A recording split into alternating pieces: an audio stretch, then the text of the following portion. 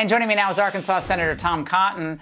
Senator, Schumer was at the White House today to meet with Biden over the court pick. It's obvious they're feeling some pressure here. What are the state of things as you know them?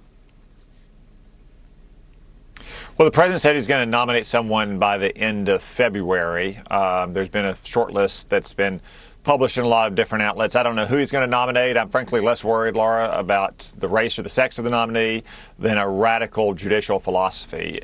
As a member of the Judiciary Committee, I've seen now dozens of his nominees to lower courts, and almost to a person, these are left-wing ideologues who believe that the Constitution is always evolving. Strangely, it's always evolving to the left and to cater to the whims and the wishes of liberals at law schools and in big cities in the Democratic Party.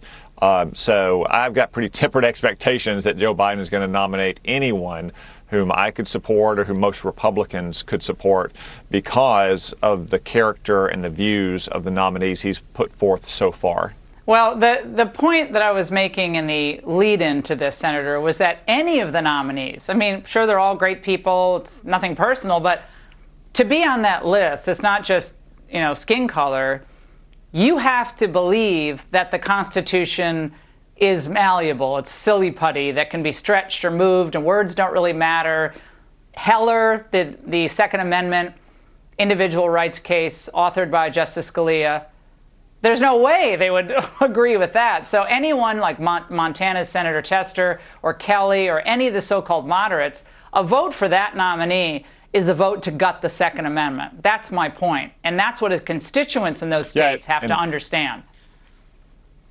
And I think that's almost certainly right, Laura, that the left, especially the legal left in America, does not view the Constitution as a law that has a settled meaning at the time it was adopted, at the time the amendments were added, and that it is our fundamental law. They view it as something that's always subject to change, usually change in the liberal direction. And that means that Democrats who are up for re-election this year, like Raphael Warnock in Georgia or Maggie Hassan in New Hampshire, are going to have to answer for the views of this nominee if, as you say, and I suspect, this nominee is hostile to the free speech rights of every American, to the rights of gun owners, or any of the other cherished rights we have in this country under our Constitution.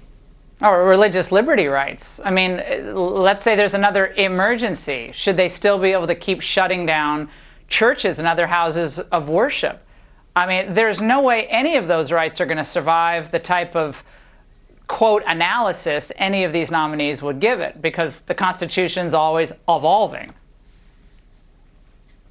Well, and that's been the history of those cases over the last 2 years, Laura, is almost every time any of the COVID lockdown cases have come before the court, the liberal justices on the court have always sided with these Democratic governors and mayors who want to consistently lock down our economy, close schools, keep people in masks indefinitely.